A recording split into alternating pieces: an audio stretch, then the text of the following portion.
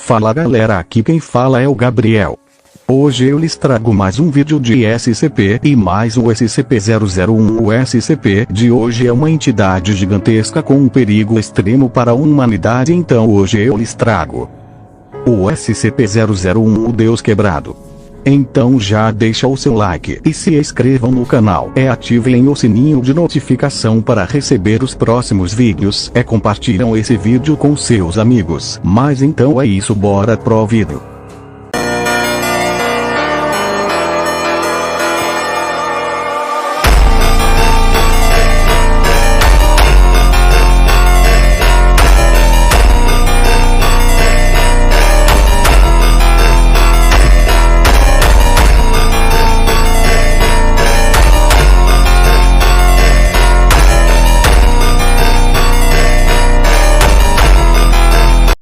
SCP-001.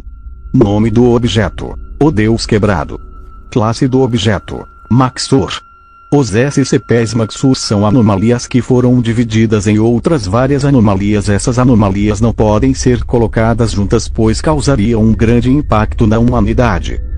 Procedimentos especiais de contenção. Informações sobre a relevância de SCP-001 para os objetos anômalos relacionados devem ser omitidas da documentação dos respectivos objetos. Embora conexões com a Igreja do Deus Quebrado possam permanecer disponíveis, as origens dos itens devem ser omitidas ou ofuscadas. O componente inativo de SCP-001 deve permanecer em sua localização atual, sendo proibido qualquer embarque ou mergulho nessa área. A descoberta de SCP-001 por civis deve ser suprimida e amnésticos devem ser utilizados para manter a classificação. Pessoas afiliadas à Igreja do Deus Quebrado que tentarem ativamente encontrar o componente inativo de SCP-001 devem ser detidas pela Fundação e interrogadas. Informações relativas a SCP-001, sejam físicas ou digitais, devem ser confiscadas e contidas. Espera-se que o componente inativo de SCP-001 permaneça inanimado. No entanto, caso SCP-001 sofra reanimação espontânea, todas as unidades ativas da Força Tarefa Móvel nos sítios 27, 44, 90 e 101 próximos serão designadas para contramedidas ativas. Caso este evento, atualmente designado como Evento 001, Apoteose, ocorra no mundo moderno, acredita-se que os meios atuais de supressão de informações seriam insuficientes. É provável que um Evento 001, Apoteose resulte em um cenário 2 de Máscara Quebrada de classe SK, provavelmente, em seguida, em um cenário de Fim do Mundo de classe XK. Os componentes ativos existentes do SCP-001 não devem se aproximar a menos de 20 km do componente inativo do SCP-001 em nenhuma circunstância.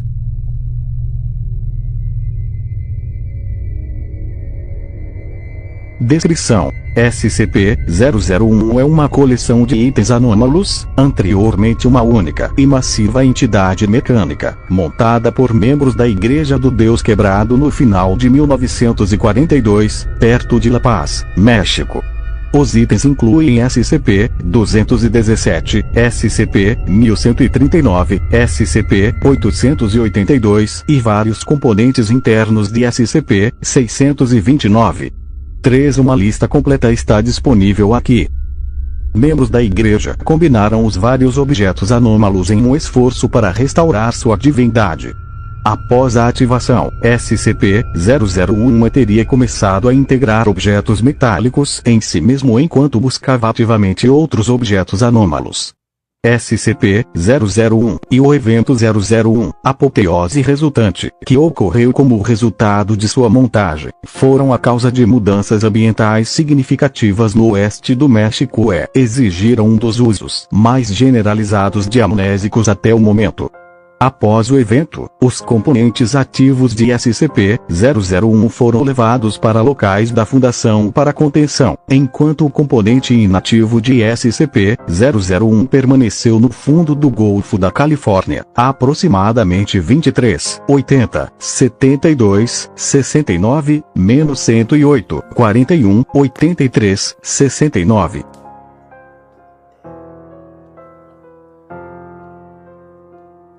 Adendo 001 Informações coletadas descrevendo o SCP-001. Transcrição da declaração do Padre Jorge Castillo, agosto de 1945. Fernande foi o primeiro, acho que o primeiro, que me contatou depois de encontrar o coração. A maneira como descreveram, o fervor em seus olhos, tudo me cativou e eu soube naquele momento. Eu sabia que eles tinham conseguido. Fui me encontrar com Antônio Salvador no fim de semana após a crisma da minha irmã. Quando me mostraram, fiquei surpreso. Era pouco mais do que uma pilha de engrenagens, pistões, peças de relógio e peças de metal lubrificadas, tudo funcionando obedientemente sem fonte de energia. Dentro dele, vi o coração, exatamente como descreveram. Ele falou comigo. Não como você e eu falaríamos um com o outro, mas com imagens e sentimentos. E dor. Ele estava com tanta dor. Como se a centelha que lhe dera vida o tivesse feito perceber o que era, ou o que não era, e ele desejasse apenas se sentir inteiro novamente. Desejo talvez seja uma palavra forte. Não desejo, mas impulso. Algo dentro da criatura a impulsionava em direção a um fim irrefletido e inabalável. A criatura que me apresentaram não era como os outros artefatos que eu havia encontrado e abençoado. Este era diferente, havia algo de errado com ele, e só mais tarde soube o que eles tinham feito. Implorei a Salvador que o levasse de volta para aquela praia e o desfizesse, dizendo que não estava certo, mas eles não quiseram saber de nada. Ele começou a se mover antes de eu sair, tremendo o suficiente de um lado para o outro para conseguir se locomover. Mancou sobre uma chave inglesa, e a chave inglesa se tornou parte do seu corpo. Disseram-me: nosso Deus é inquebrável. Nunca mais os vi. Trecho de uma entrevista com Francis Bollinger em 1946. Não usava palavras, nem qualquer tipo de linguagem. Emitia sons metálicos, mas ao mesmo tempo, imagens e conceitos vinham à mente quando estávamos perto dele. Você já sentiu que, quando tem um pensamento ou ideia, e tudo está lá, nascido inteiro na sua mente, você ainda precisa pensar nas palavras para descrevê-lo, apesar de conhecer o sentimento antes de terminar a frase? Era assim, mas vindo de uma mente alienígena. Verdadeiramente as palavras do divino. Trecho de uma entrevista de 2007 com Trixie e Silva, agente da Unidade de Incidentes Incomuns. Havia alguns logos. Peraí, você sabe o que são, né? Eles são tipo caçadores, trabalham para a Iniciativa Horizonte. Eles nos abordaram perto de uma igreja em Santa Margarita, queriam que entregássemos as coisas que havíamos arrecadado para a Igreja do Deus Quebrado, como as coisas de Abraão que entregamos. Deliberamos se deveríamos entregá-lo a eles. Nossa posição com o item sido um pouco instável, ainda mais recentemente. Embora tenhamos nos dado bem com os frequentadores da igreja quebrada local, os lobos são mais agressivos. Demos uma olhada no que tínhamos e, enquanto fazíamos isso, uma mulher se aproximou. Não sei de onde ela veio. Ela se vestia como uma hippie. Finas correntes de ferro no cabelo, mas parecia distante o tempo todo. O olhar em seus olhos, seu sorriso anormal, como se ela mal estivesse lá. Ela olhou para o que tínhamos e disse que só queria isto. Na verdade, não sei o que era. Uma caixa de metal, que zumbia e estalava, e emitia um pequeno facho de luz em uma das pontas quando a peguei. Parecia mais leve do que eu imaginava. Perguntei por que isso era importante para ela, e ela disse que seria mais fácil me mostrar do que contar. Ela fechou os olhos e abaixou a cabeça. Não se mexeu nem falou nada depois disso, então fechei os olhos também. Ela encostou a testa na minha, mas meio que desviada. Ficamos assim por um segundo, foi muito estranho, antes que ela subitamente abaixasse o queixo, me fazendo abaixar um pouco. O mundo desabou sob meus pés e eu caí. Algo estalou em minha mente, uma imagem de duas engrenagens, antes engrenadas, agora quebradas. Senti os dentes da minha espinha se arquearem enquanto me curvava. Um passo e eu estalava na engrenagem multidimensional que era o planeta. Ela girava em torno da fornalha do Sol, presa a ela pela corrente que era a gravidade, e nos lançamos juntos através de um cosmos oleoso com todo o poder de uma mola que se desenrola infinitamente. Desculpe. Foi uma experiência. Não foi uma experiência religiosa, mas sim.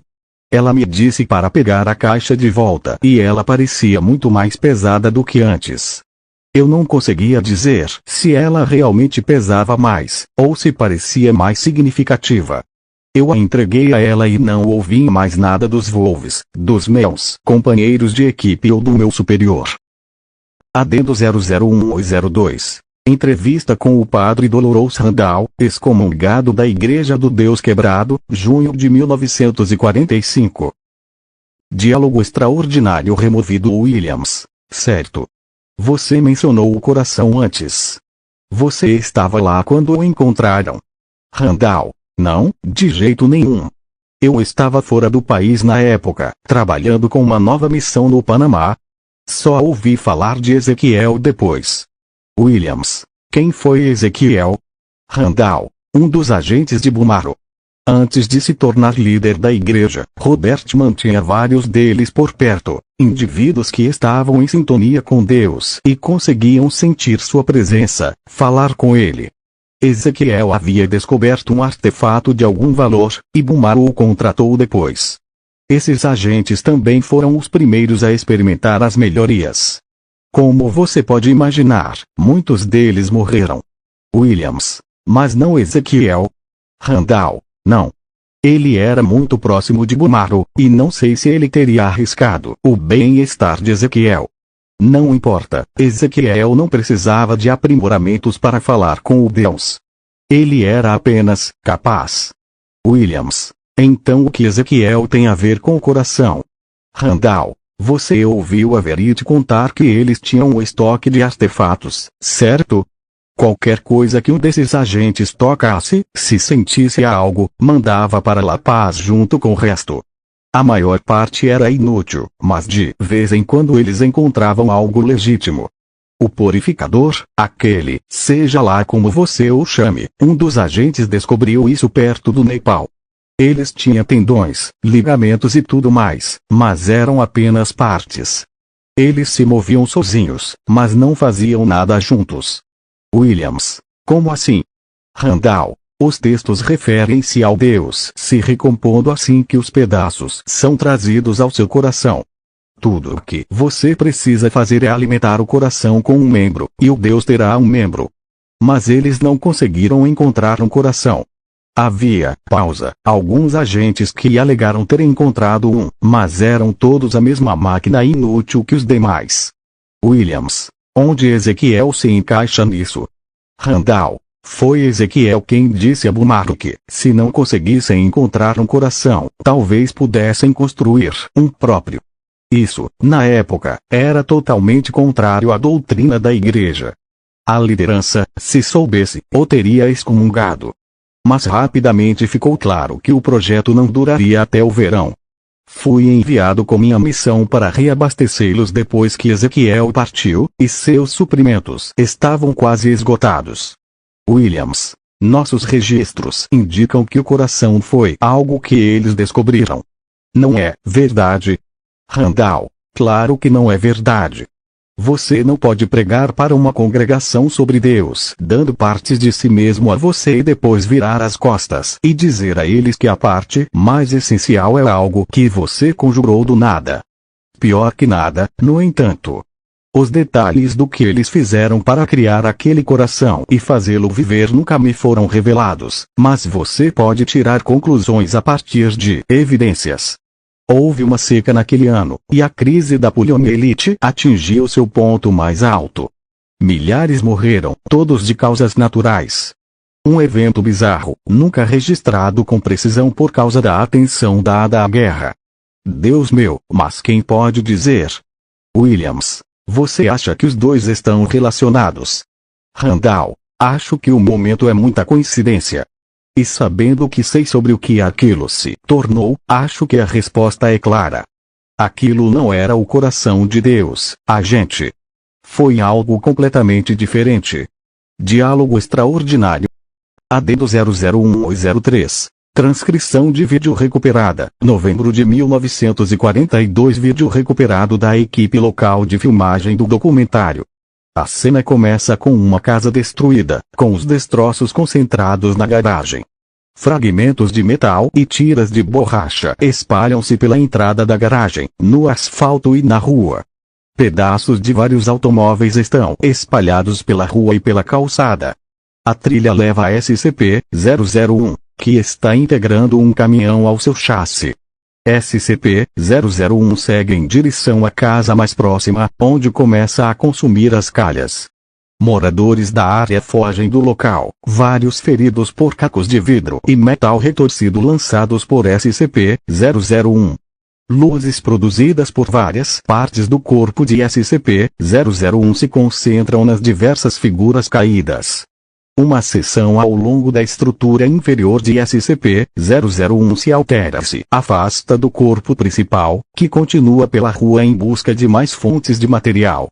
A subseção ejetada continua a sofrer alterações, formando uma cápsula vertical que lembra um pouco a coluna vertebral e a caixa torácica humanas. A cápsula se contrai em várias áreas, com as saliências em forma de costelas se estendendo para fora, enquanto o restante da cápsula se transforma em uma forma humanoide de aproximadamente 3 metros de altura. A luz é produzida pela cabeça, que é focada em um civil próximo. O humanoide de metal pega o civil, que parece estar morto, e o coloca em uma pequena câmara entre suas costelas. As costelas vibram enquanto o humanoide se aproxima de um segundo civil, que tenta rastejar para longe. Ela tenta se debater enquanto o humanoide a levanta e a coloca dentro de sua cavidade torácica. O humanoide se afasta da câmera para se aproximar de um terceiro civil, e o que parece ser a mão desmembrada da mulher cai no chão. Uma protuberância nas costas do humanoide se expande lentamente à medida que continua a reunir corpos, e o corpo do humanoide diminui de tamanho à medida que isso acontece. Ao sexto corpo consumido, a protuberância é maior que o humanoide e ele é incapaz de continuar o movimento bípede. Os membros recuam para dentro do corpo e as costelas se estendem para permitir que ele suba rapidamente no telhado de uma casa próxima. Permanece no local por 20 minutos. O exterior bulboso racha e se desprende por dentro, revelando 3 humanoides. Cada um deles parece apresentar sintomas de SCP-217 e exibe características físicas dos 6 civis capturados. Uma delas, uma fêmea com correntes saindo do couro cabeludo, sacode outra, que parece estar morta. O terceiro, um macho com membros mecânicos, examina-se antes de saltar do telhado, caindo de bruços. Não parece ter sofrido nenhum dano, o que parece lhe causar angústia. Em seguida, persegue SCP-001, que está consumindo outro veículo mais adiante na rua. A humanoide fêmea percebe a presença da equipe de filmagem. Começa a acenar, mas para rapidamente. Olha para SCP-001 antes de pular para o quintal e desaparecer do campo de visão da câmera. Adendo 00104. Conversa telefônica gravada com Robert Bumaro. Nota: o áudio a seguir é de uma conversa telefônica gravada entre um agente da Igreja do Deus Quebrado, nome desconhecido, e Robert Bumaro. A ligação foi gravada em dezembro de 1942 e coletada por funcionários da fundação durante um ataque a uma fortaleza da igreja em 1966. Hello? That's you, Father. Dimitri? No. Oh, of course. Bless you, child. How is the little lord? Stronger every day. We had to move him from the back of our office into a warehouse nearby. He's being fed? As you required. Good. When will he be moving to Penhasco? Within the week. We are only waiting for the next train. It may need to be sooner. There was a raid in La Paz 2 weeks ago. 3 of our men have not been accounted for. There is a growing Foundation activity nearby. Father? Father? Tomorrow. Father? Yes. We had expected them to head north, but they've come west instead. A minor setback. What about the safe house? There are nearly 100 other artifacts there and... Minor setback. They don't know where it is, and even if they did, that isn't their priority right now. Their eyes, and the eyes of the rest of the world, are in Europe. As their gaze settles there, they will not realize their accomplishment until they are powerless to stop him. That was, something else I needed to ask you, Father. Yes? Our God is ravenous. We cannot seem to satiate him. The supplies we were given are not. What is the issue? Father, the Lord is eating its own housing. We cannot convince him to stop. He cannot be reasoned with. It's nonsense. The heart of the devout may speak directly to our God. Can you not hear his words when he reaches out to you? Do you not feel the machine moving inside of you? Or do you need more proof other than the living, breathing God before your own eyes? No, Father, it is not that. It is... I will hear nothing of it. For years we have prayed and asked for our God to be unbroken before us, and now he has presented himself. We know that the divine will speak to the heart of the devout. If you're telling me that there are none among you who are devout enough to commune with our Lord, tell me now so you can be replaced. Our faith is strong, Father. Please forgive my insolence. I am only misguided. See to yourself, then. I worry for your faith. Have one of your brothers, one who is stronger than you. Have him speak to the Lord and tell him the necessity for secrecy. Our Lord will understand, no doubt. The unbroken God is a reasonable God. Yes, bless you, Father. Bless you, child. Adendo 00105. Relatório de escalada, dezembro de 1943. A seguir, uma entrevista realizada com o comandante da fundação, Mark Peterson, do sítio 74. O diretor, que antes do evento 001, Apoteose estava alocado na cidade do México, esteve no local com funcionários da fundação em La Paz durante o evento. Diretor Cornwell, comece de novo do início, estamos gravando agora. Comandante Peterson. Certo. Os primeiros relatos que recebemos sobre a atividade da igreja no México foram em 1941, mas eram bem pequenos na época. Tínhamos acabado de concluir as operações de campo perto da fronteira ao norte e estávamos nos preparando para transferir nossos recursos para Atlanta, para serem enviados à França. Tínhamos acabado de receber ordens para recuperar uma série de objetos sensíveis que eles não queriam que caíssem nas mãos dos alemães, e eles iriam deslocar toda a nossa divisão para fazer isso. A liderança não tinha certeza se Roosevelt tomaria a decisão de se mudar com tempo suficiente para nos misturarmos aos americanos, então teríamos que entrar separadamente. A coisa toda era uma bagunça. Diretor Cornwell, o que o manteve em La Paz? Comandante Peterson, eu estava lá por acidente. Um dos nossos trens tinha pegado a rota terrestre para La Paz, provavelmente para pegar parte do armamento que tínhamos lá. Acontece que o trem deveria seguir para o norte. Então, de repente, a maior parte da liderança ao sul do Rio Grande está em La Paz, o que, em retrospecto, provavelmente nos fez muito bem em termos do esforço geral. Diretor Cornwell, quando você ouviu falar pela primeira vez sobre a entidade 001, Apoteose? Comandante Peterson, risos, Jesus. É assim que estão chamando agora? A máquina, eu acho, ouvimos pela primeira vez, por boatos, sobre o aumento da atividade na área acho que foi há pouco mais de um ano. Chegamos em La Paz em outubro de 1942, então, parece certo. A primeira evidência concreta que obtivemos de que algo estava errado foi quando um trem de refugiados. Parece meio bobo chamá-los assim, mas acho que é verdade. Eles apareceram em La Paz perto do final de outubro, falando sobre como toda a cidade deles tinha sido destruída.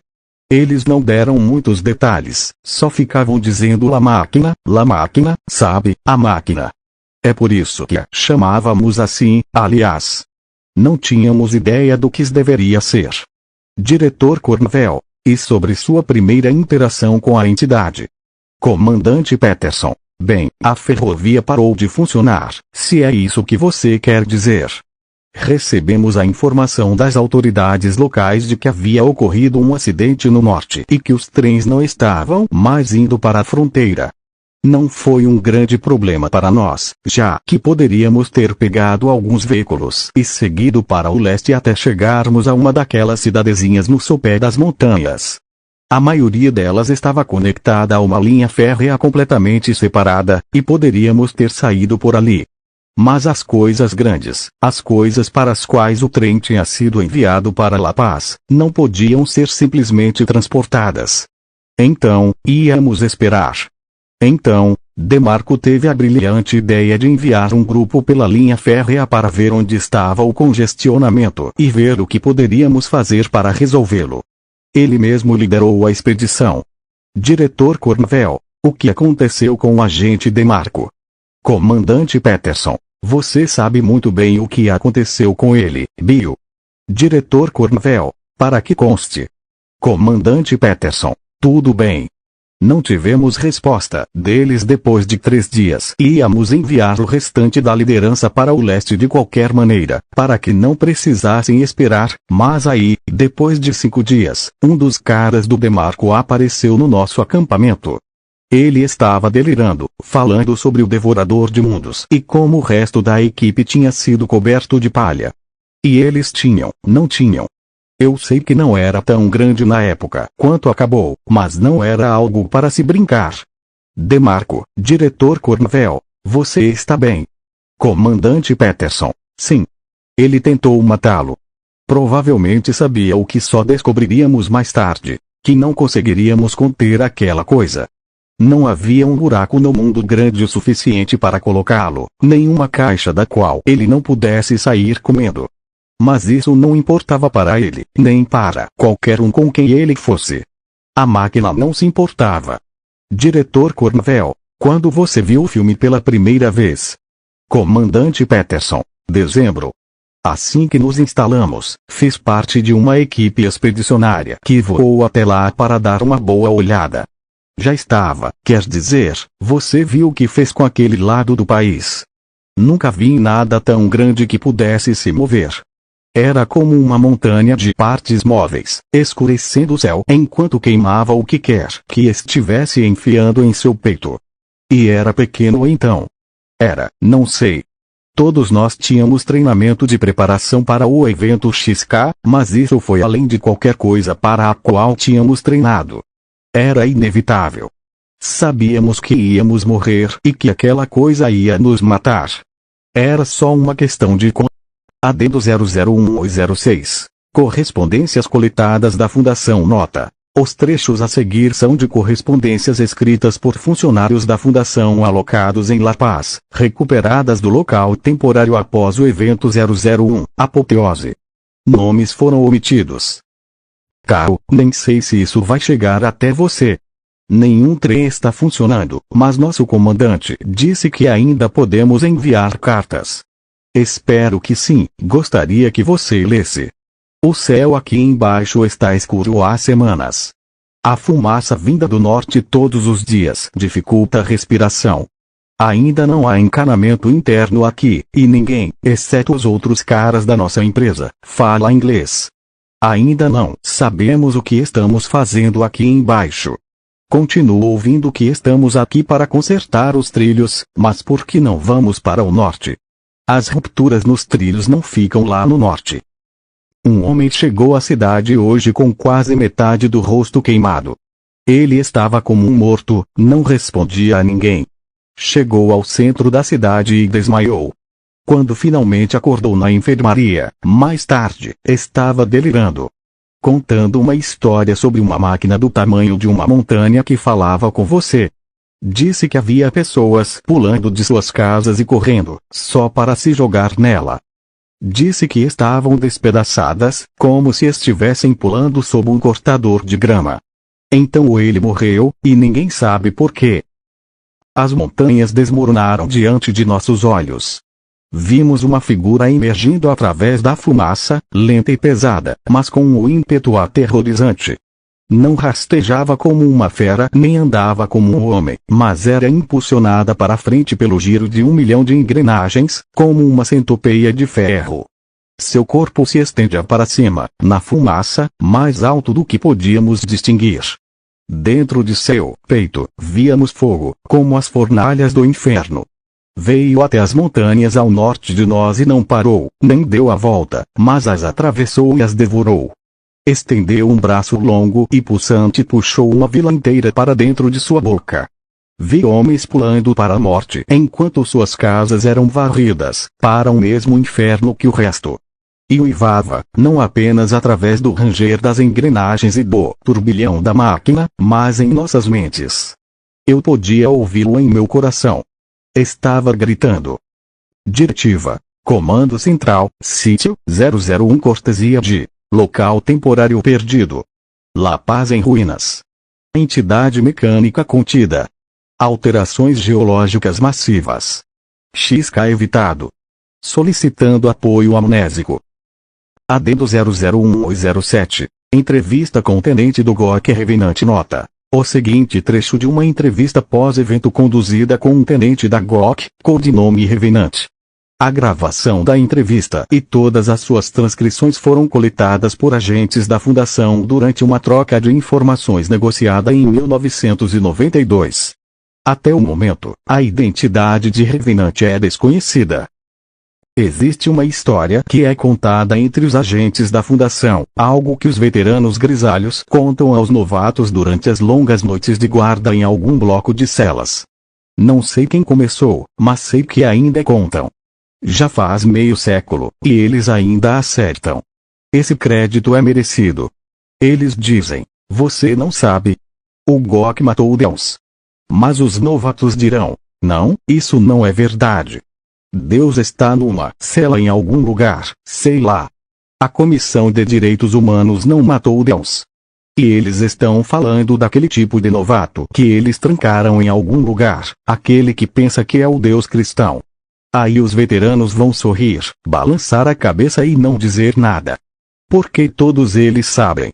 Eles sabem que em 1943, no meio do apocalipse, a Fundação não pôde fazer nada além de assistir ao fim enquanto a iniciativa oculta aliada, uma antecessora mal financiada, insuficiente e inadequada da coalizão, salvava o mundo. A arma metafórica foi encontrada em uma ilha na costa da Grécia. Nem me lembro de sua aparência, tudo que consigo é aquela lembrança vaga que os amnésicos deixam. Mas me lembro claramente de que não era tão pesada quanto se imagina. Porque os amnésicos? Eu estava com o destacamento destacado para a área e, aparentemente, uma das peças tinha algum efeito de alteração mental. Tenho uma vaga sensação de que algo está errado, então vou acreditar. Não me lembro como era, não consigo me lembrar de como destruiu tanta terra. Droga, mal me lembro quando aconteceu e a única razão pela qual sei onde está são todos os mapas de antes e depois. Mas ainda sinto, no fundo, que não era assim que as coisas deveriam ser. Ficamos diante do que parecia ser um Deus raivoso e vingativo, e tudo o que ele fez foi implorar para que o matássemos. Ficamos todos muito felizes em atender. Adendo 00108. Transcrição de vídeo recuperada à observação. A seguir, uma transcrição de uma filmagem recuperada, com aproximadamente 30 segundos de duração. A transcrição do clipe foi feita logo após sua recuperação, embora o vídeo tenha se deteriorado e não esteja mais legível. O áudio da filmagem está em condições aceitáveis e disponível para acesso abaixo. Áudio recuperado. Aviso. O trecho de áudio a seguir está em volume alto.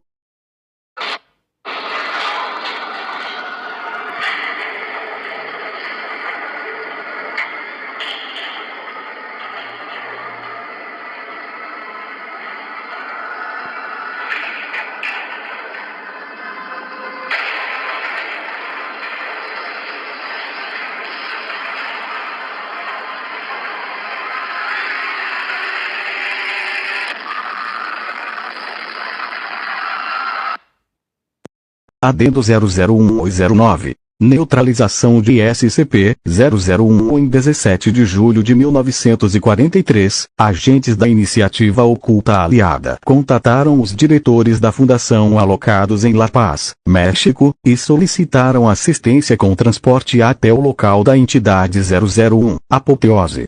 Agentes da Fundação se mobilizaram rapidamente para enviar um avião para resgatar os membros da OI.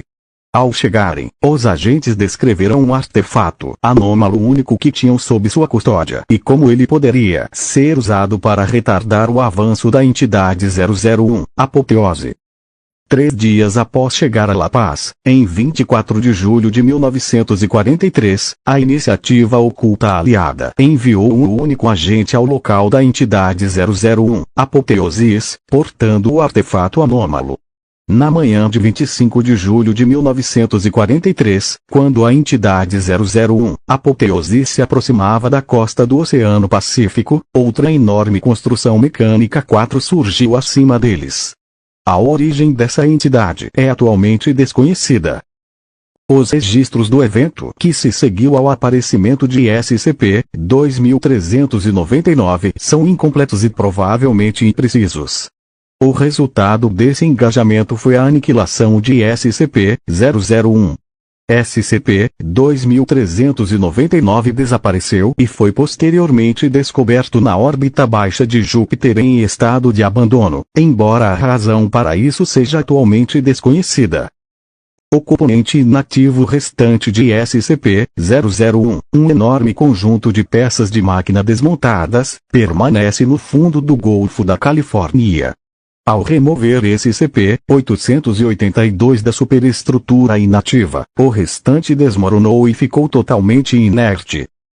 Após o evento 001, Apoteose, ocorreu uma anestesização massiva de indivíduos dentro e ao redor da área hoje conhecida como Baja Califórnia.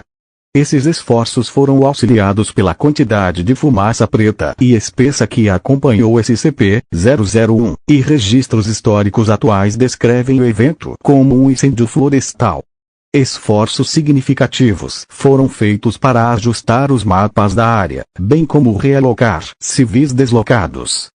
Devido à necessidade de um regime amnésico generalizado, vários neurotransformadores experimentais foram utilizados devido aos seus efeitos colaterais pouco compreendidos, estima-se que nada menos que 2 milhões de pessoas em todo o mundo morreram na década seguinte ao evento 001, Apoteose. Adendo 001 e 10. Documentação coletada da iniciativa oculta aliada. Nota: o documento a seguir foi entregue ao pessoal da Fundação por POI 004D/001, ver Adendo 001 e 12.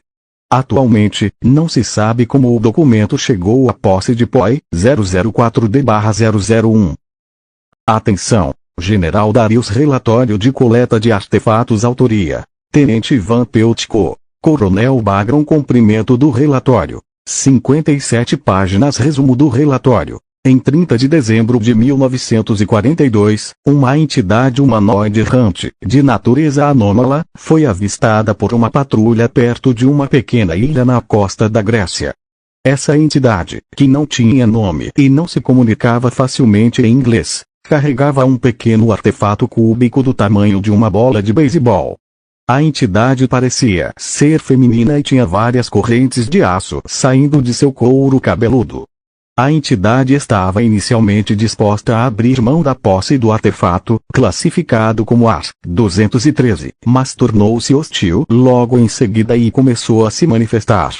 A entidade ameaçou a vida do esquadrão e subjugou 2 policiais, antes de ser incapacitada pelo sargento Dishon. A entidade fez referência ao oeste do território mexicano, exigindo ser libertada para que o artefato pudesse ser levado para lá. Pesquisas posteriores revelaram um aumento na atividade da Fundação SCP naquela área, bem como algumas pequenas perturbações geológicas. Sob ordens do Coronel Bagron, o segundo pelotão recebeu ordens de embarcar até o local das perturbações, rebocando a entidade, classificada como EN 340. Após embarcar no navio com destino à América, a EN 340 tornou-se passiva, embora visivelmente desconfortável e perturbada.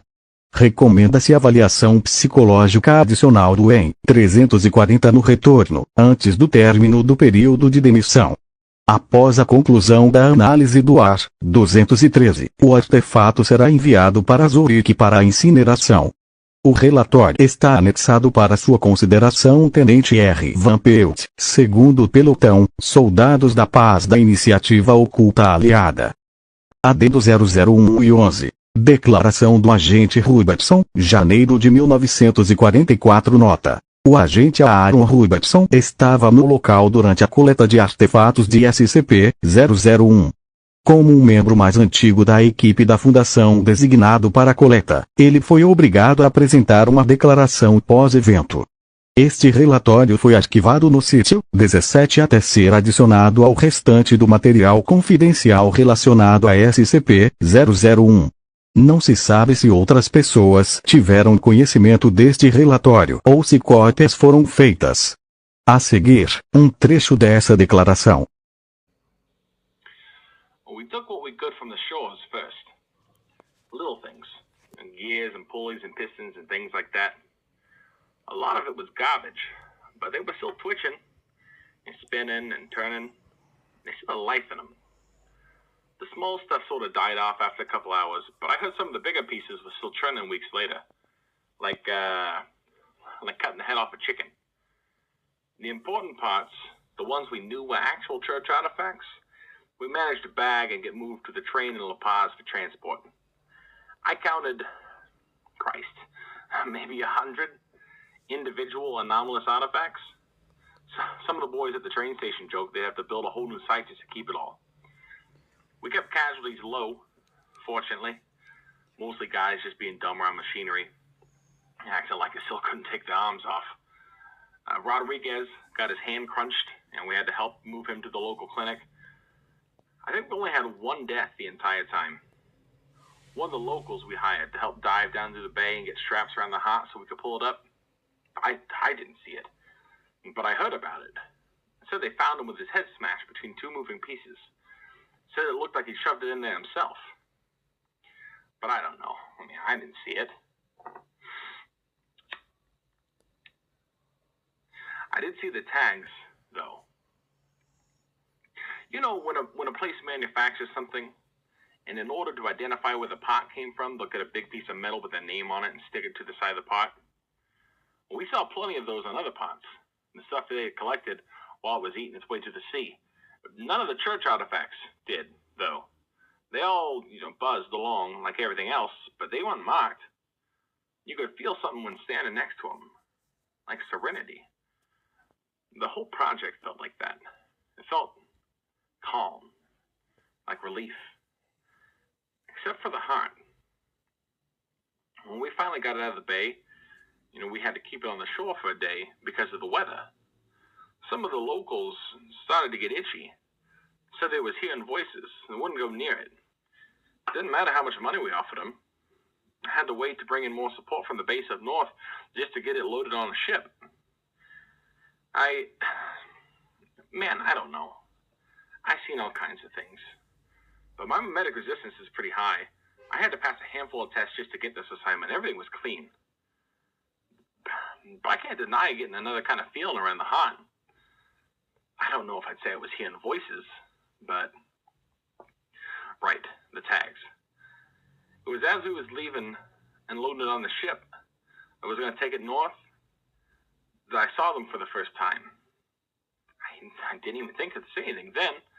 It didn't even pass my mind until I started looking at some of the files.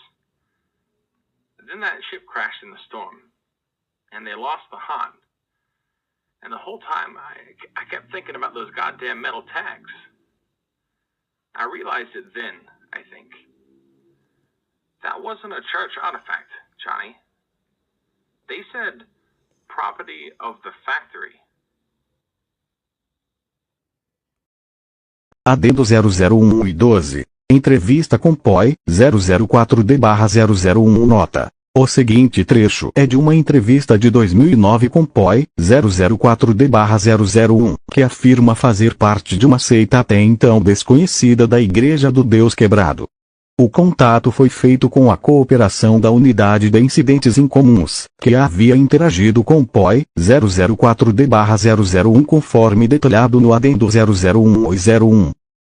Então, me diga o que você acha que sabe. Eu vejo. Interessante. Bem, você não está totalmente errado.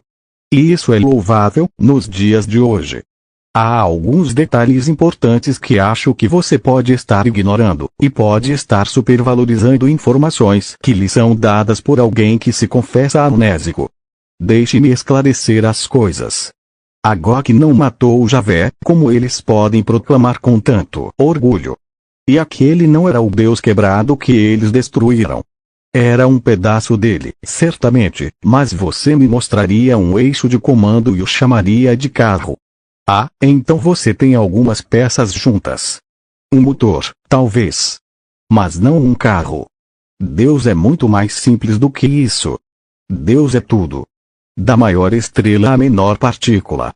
Cada uma das pequenas partes, completamente insignificantes por si só. Fazendo o que quer que sejam destinadas a fazer. Engrenando, rangendo umas às outras. Tudo parte de uma máquina cósmica. O aspecto da máquina foi, em algum momento, provavelmente apenas uma metáfora. Uma ideia. Mas, como tenho certeza de que você sabe, ideias são poderosas. Elas criam coisas do nada ou mudam coisas que já existem. E com uma pequena centelha do divino, um símbolo se torna real. Tenha um planeta com tanta vida quanto a que existe aqui, você gera muitas ideias. E você pode me perguntar, por que ele é chamado de Deus quebrado?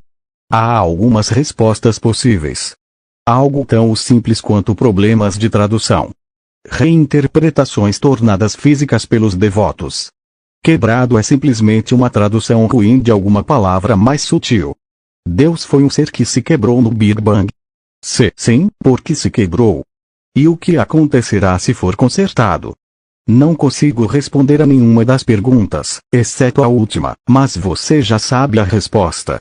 O que Deus já foi, em última análise, não importa.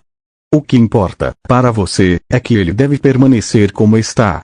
Quebrado. Deus sabe disso.